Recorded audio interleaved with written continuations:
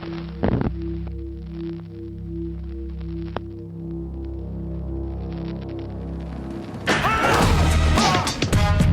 Bond.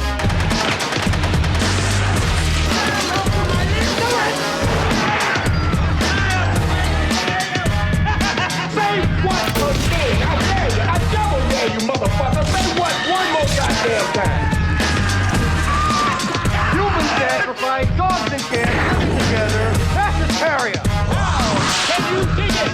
Can you dig it? Can you dig it?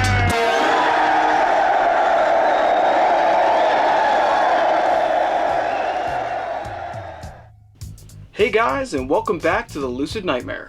I'm your host as always, Jay Schatzer. And today, well, it's Giallo time.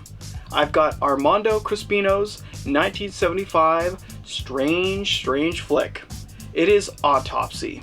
And if you haven't seen this one, well, you're in for a weird treat. Guys, let's just get right into it. Here is Autopsy.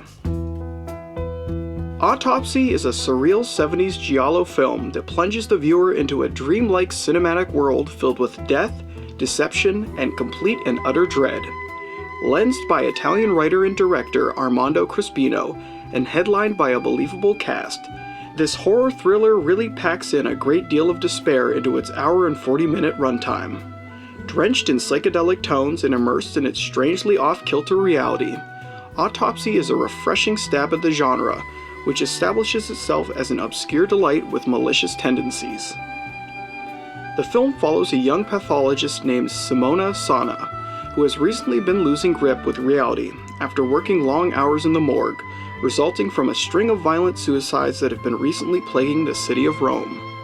Ultimately over her head, she pushes through the madness as she slowly begins to be pulled into the maddening epidemic. Things really begin to spin out of control when a young Catholic priest arrives at the morgue, stating that his sister didn't commit suicide, but was murdered. Intrigued by his claims, Simona delves deeper into the mystery, but comes to find that the recent suicides might be tied to her in a number of surprising ways. Mimsy Farmer takes on the role of Simona Sana, the troubled young woman who is being consumed by the decrepit aspects of her workplace. Entirely innocent and exceptionally sympathetic, Farmer presents her character in the most fragile of representations. Wholly frightened throughout the majority of the film, she takes the role of victim to new and unparalleled heights, as she frequently daydreams about walking corpses and other equally grotesque sights.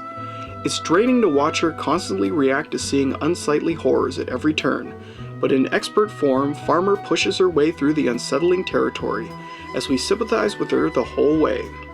It's a demanding role for sure, and Mimsy Farmer takes on the challenge and makes the film her own. The greatest aspect of the production would have to be the overall surreal nature of the film's cinematic world. Set in a realm where reported sunspots are causing a large portion of the population to commit horrendous suicidal acts, the movie barrages us with brutal imagery and heinous acts of violence, so much so that the excessive depictions of death and decay almost threaten to consume us, much like it has with the main character Simona. The film seems trapped in a dreamscape of horrors, where we aren't really sure what is real and what is fabricated within the mind of our heroine. It's a mind-altering experience to say the least, and the confusing aspect of reality gels perfectly against the paranoid elements of the giallo genre. The true question of if there really is a mad killer on the loose almost becomes void as Simona quickly begins to lose grip on reality and indulges her most visceral of morbid fantasies. In the end, Autopsy is a nightmarish look into a woman slipping from sanity. Presented in an obscure light, the production is a nasty enigma of disgusting delights that truly unsettle the mind and soul of the viewer. Played out as honestly as possible, Mimsy Farmer owns the film, and her pure disposition contrasts beautifully off of the sleaze and debauchery on screen. As far as trippy giallos go, this is one entry that truly has its mean-spirited aspirations firmly in check. Autopsy is a cruel and demented monstrosity. And guys, that is the highly enjoyable Autopsy. Just a weird giallo, but with fantastic results. Well, that's it for me today. Hope you enjoy what I'm doing here, and I hope you like that review. If you did, please like and subscribe. And if you have time, leave a comment below, because I'd love to hear from you. But until then, guys, I will see you at the next movie review. Take care.